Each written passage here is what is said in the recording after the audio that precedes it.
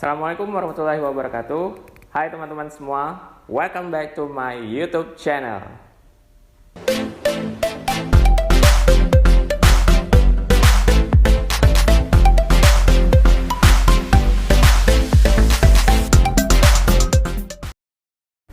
Nah, berikutnya yang kedua itu teman-teman harus istilahnya cari tahu tentang program studi yang teman-teman inginkan.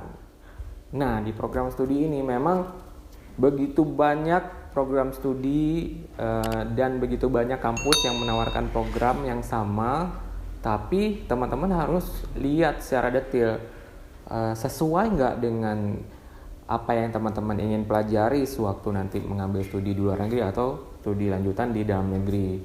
Sesuai nggak program-programnya? Nah, kalau misalnya nggak sesuai, mungkin bisa cari lagi. Nah, terkadang memang kalau dulu saya pengennya lihat negaranya dulu ya, baru lihat di kampus-kampusnya. Mungkin ada semacam ya geografi preference kita kan. Jadi saya mungkin pada saat itu lebih ke milih di Amerika dan di Australia, tapi saya nggak milih Eropa. Tapi mungkin teman-teman ada yang milih Eropa, tapi nggak mau ke Australia atau Eropa dan Amerika. Nah, ini teman-teman harus nyari kampus-kampus mana yang menyediakan program studi yang sesuai dengan keinginan teman-teman. Nah, jangan ujuk-ujuknya sewaktu buka beasiswanya dibuka, teman-teman bingung, saya ini mau ngelanjutin apa ya? Gitu, saya mau milih apa gitu. Nah, ini persiapan untuk nyari program studi ini juga sebagai indikasi bahwa teman-teman udah siap nih ingin melanjutkan ke jenjang yang lebih tinggi. Jangan nanti waktu beasiswanya udah dibuka malah teman-teman bingung ya.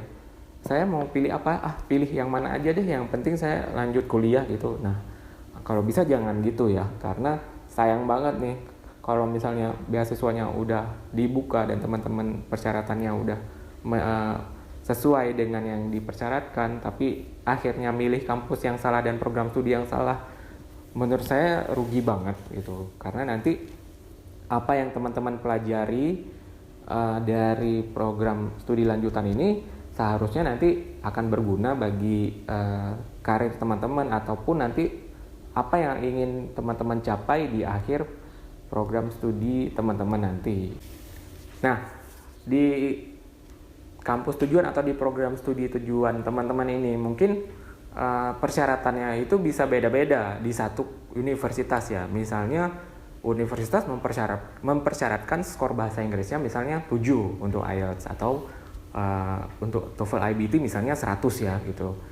Nah, terkadang di program studi yang teman-teman inginkan, program-program studi tertentu, dia mempersyaratkan requirement tambahan. Misalnya harus skor bahasa Inggrisnya 7,5 ataupun nanti ditambah seperti saya bilang sebelumnya ya, ada skor GRE dan GMAT-nya.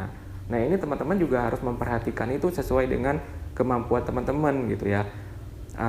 Kalau di LPDP dan di Chevening dan AAS kita diberikan 3 prioritas untuk milih kampus tujuan. Jadi teman-teman memang harus istilahnya harus logik memilih kampus tujuan. Jangan memilih sesuai dengan keinginan hati. Oh, saya pengen banget kuliah di sana, tapi kemampuan saya nggak nyampe ke sana. Maksudnya bukan berarti kita nggak bisa, tapi kita harus logis. Memang kalau di LPDP ketika kita udah lulus beasiswanya, kita diberikan waktu 1,5 tahun untuk mempersiapkan pendaftaran di kampus tujuan. Nah, teman-teman juga bisa mempersiapkan skor tambahan. Misalnya skornya sekarang 7,5, tapi kampus ingin skornya 8. Jadi teman-teman bisa ada spare waktu untuk mempersiapkan skor bahasa Inggris yang lebih tinggi seperti itu.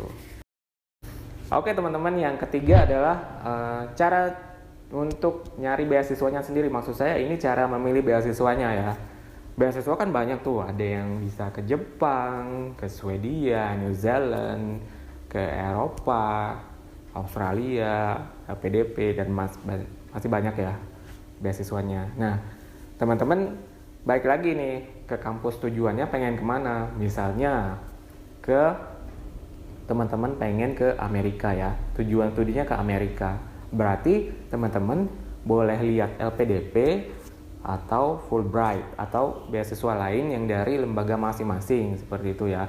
Nah, jadi pemilihan beasiswa ini juga disesuaikan dengan kemana sih teman-teman yang pengen tujuannya.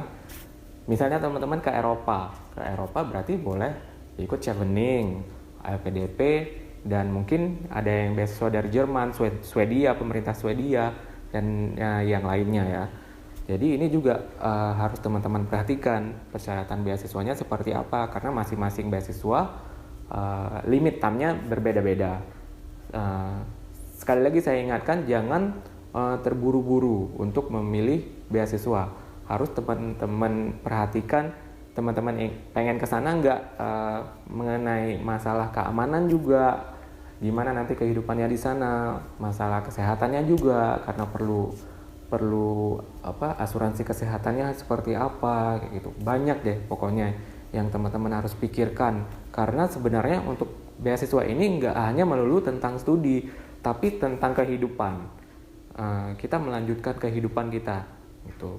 Jadi nggak hanya sudah milih kampus tujuan ataupun negara tujuan, sudah selesai, saya tinggal ikut tesnya. Enggak seperti itu ya teman-teman. Masih banyak informasi-informasi yang seharusnya teman cari lebih detail.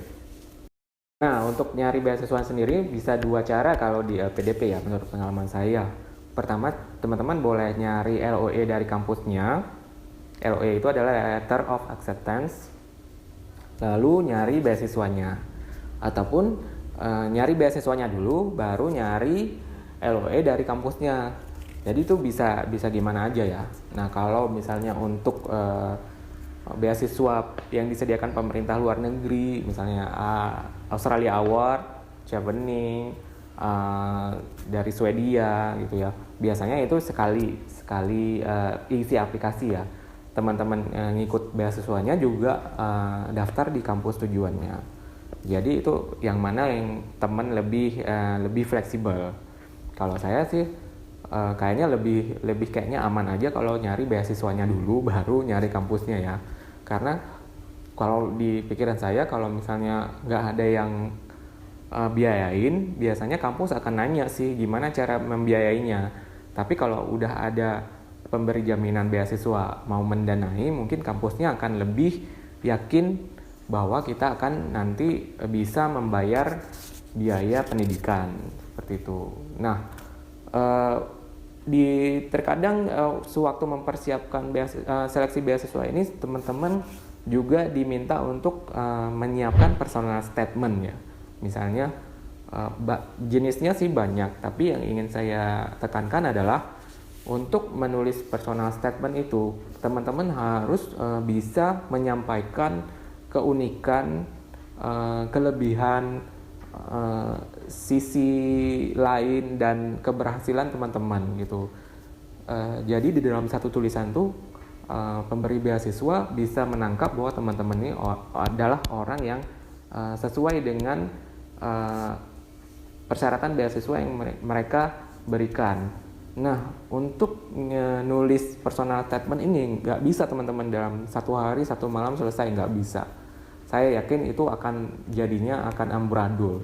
Jadi teman-teman memang harus nulisnya butuh waktu ya, butuh waktu nulis, terus baca lagi, nulis lagi, perbaiki, baca lagi, nulis lagi, dan minta review dari orang-orang terdekat, dari yang ahli, dari keluarga atau sahabat.